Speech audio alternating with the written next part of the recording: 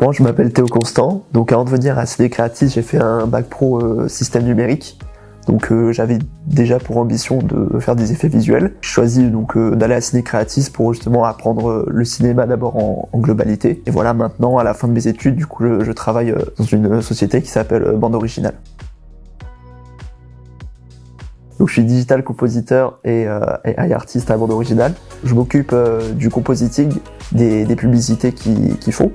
Donc le compositing, c'est un peu la dernière étape de post-production dans les effets visuels. On va venir assembler, rendre le plus réaliste possible le shot, venir ajouter des détails comme de la poussière, de la fumée, tout ça. Puis ouais, rendre le plus réaliste le shot qui a été soit rendu en 3D ou soit tourné.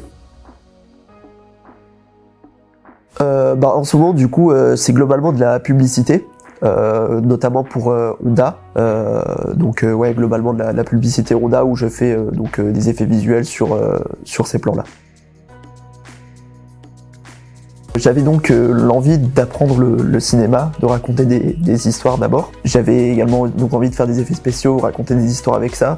Ciné Creatis, c'était un bon compromis justement sur ça où on apprenait différents corps de métier, que ce soit dès la première année, pour justement après se situer et voir vers où on a envie d'aller. Et donc ouais, je trouvais ça plutôt cool, et c'est vrai que pendant les JPO, donc j'ai pu discuter avec différents professeurs qui m'ont pas mal aussi aiguillé sur mon envie de ce que j'avais envie de faire plus tard. Ça m'a permis d'avoir des notions et des bases qui sont solides dès ma sortie d'école. Donc c'est vrai que ça, je l'utilise tout le temps, c'est des bases qu'il faut savoir. Et c'est vrai que du coup maintenant, grâce à ces bases, j'ai pu aller un peu plus loin dans mon apprentissage aussi, donc plus personnel. Moi, ce qui m'a marqué à l'école, je pense, je dirais quand même, c'était pendant ma deuxième année, où donc il y avait un exercice fond vert qu'on devait réaliser.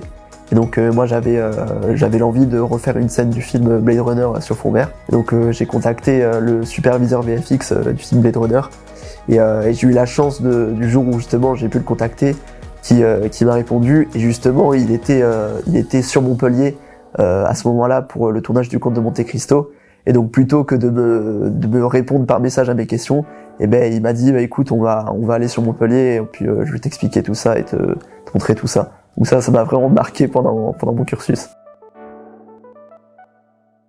Ouais, complètement. J'avais une vision plutôt globale du métier quand je suis arrivé, et donc ça m'a permis aussi de me situer de ce que j'avais envie de faire. Donc forcément ça a un peu changé parce qu'il y a des choses dans lesquelles je me suis spécialisé, notamment pour le compositing, mais ça colle complètement avec ce que je fais aujourd'hui.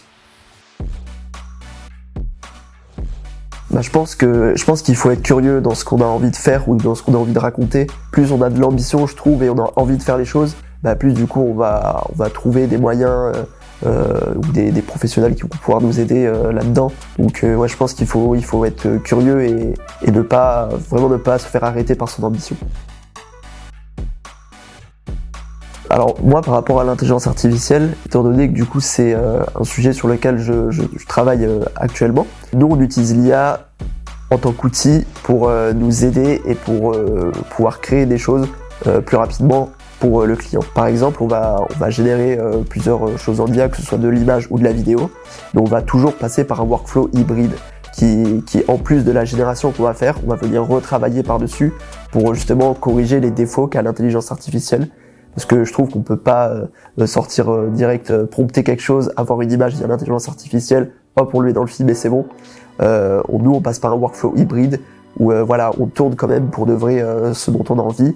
On vient prompter ce qu'on a envie de rajouter via l'intelligence artificielle, puis ensuite le corriger avec du coup les outils plus traditionnels comme Nuke ou After Effects pour corriger tout ça. Du coup, c'est vrai qu'en ce moment, donc dans le métier où j'utilise l'intelligence artificielle, il y a des nouveaux logiciels, des nouveaux softs qui commencent à arriver, dont un qui s'appelle Comfy qui est un logiciel qui utilise l'intelligence artificielle localement.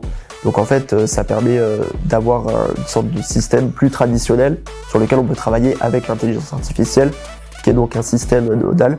Et donc c'est vraiment tendance en ce moment parce que du coup, ça enlève toutes les restrictions qu'a l'intelligence artificielle sur les sites qu'on peut voir en ligne, et donc on peut vraiment créer complètement ce qu'on veut et imaginer ce qu'on veut.